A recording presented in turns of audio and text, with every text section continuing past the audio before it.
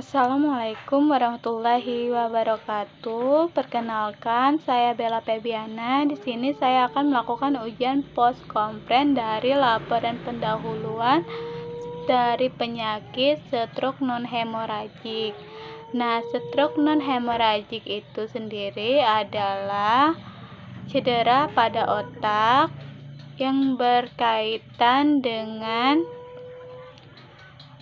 obstruksi aliran darah ke otak yang disebabkan oleh pembentukan trombus pada arteri cerebrum sehingga menghambat aliran darah ke otak dan ke bagian tubuh lain. Dan untuk jenisnya sendiri ada 5, yaitu pertama transient ischemic attack, kedua reversible ischemic neurological deficit, yang ketiga stroke revolution, keempat stroke evolusi, kelima stroke total. Nah, selanjutnya yaitu etiologi. Penyakit ini terjadi saat trombus itu menutup pembuluh darah dan menghentikan aliran darah ke otak sehingga menyebabkan radang dan kongesti. Trombosis terjadi pada pembuluh darah yang mengalami oklusi dan menyebabkan iskemia otak sehingga menimbulkan udem dan kongesti. Nah, untuk tanda dan gejalanya ada 4. Yang pertama yaitu gangguan motorik, kedua gangguan sensorik, ketiga gangguan berbicara, dan keempat gangguan mental. Nah, untuk patofisiologinya sendiri, infark miokard ini adalah berkurangnya aliran darah ke otak yang disebabkan oleh obstruksi aliran darah sehingga suplai darah di otak itu kurang, yang dapat menyebabkan hipoksia. Untuk pathway-nya sendiri yaitu dari penyakit yang berhubungan dengan stroke seperti hipoksia, hipertensi, terus suplai darahnya menurun sehingga terjadinya pembentukan trombus yang menyebabkan obstruksi trombus di otak sehingga terjadi infark pada jaringan otak. Infark pada jaringan di otak ini kemudian menyebabkan kerusakan pada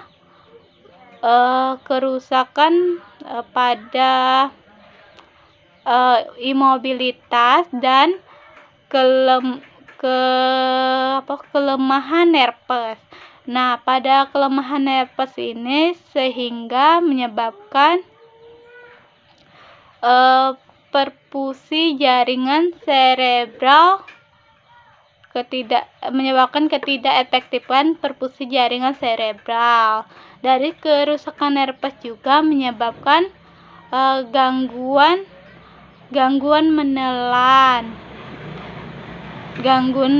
menelan sehingga dari gangguan menelan ini juga dapat menyebabkan ketidakseimbangan nutrisi. Nah, dari imobilitas tadi dapat menyebabkan resiko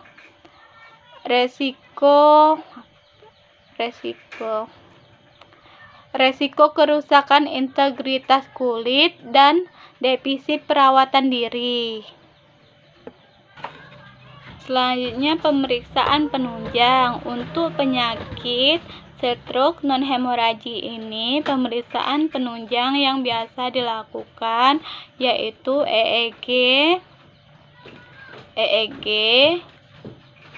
CT scan, MRI, lumbar function, angiografi, dan juga pemeriksaan darah lengkap, darah rutin, dan kimia darah.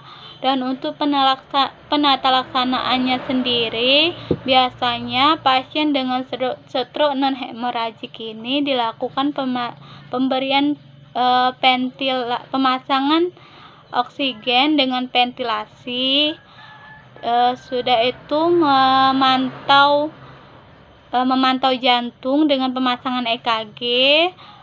Terus ada juga pemantauan tekanan intrakranial dan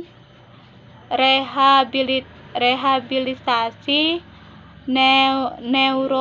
neurologi. Nah, untuk komplikasinya sendiri ini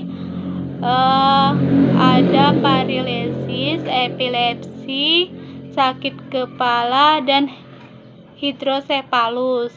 Selanjutnya yaitu asuhan keperawatan pada pasien dengan stroke non-hemoragik, yaitu sama seperti pasien yang lain. Kita lakukan pengkajian awal dulu, yaitu dari identitas klien tersebut, riwayat penyakit sekarang, riwayat penyakit terdahulu, riwayat penyakit keluarga. Setelah itu kita melakukan pemeriksaan fisik, dan juga pemeriksaan motorik, pemeriksaan saraf. Nah, selanjutnya dari proses asuhan keperawatan yang telah dilakukan, biasanya diagnosa yang sering muncul yaitu resiko kerusakan integritas kulit. Pertama, resiko kerusakan integritas kulit. Kedua, ketidakefektifan perfusi jaringan serebral. Ketiga, ketidakseimbangan nutrisi. Keempat,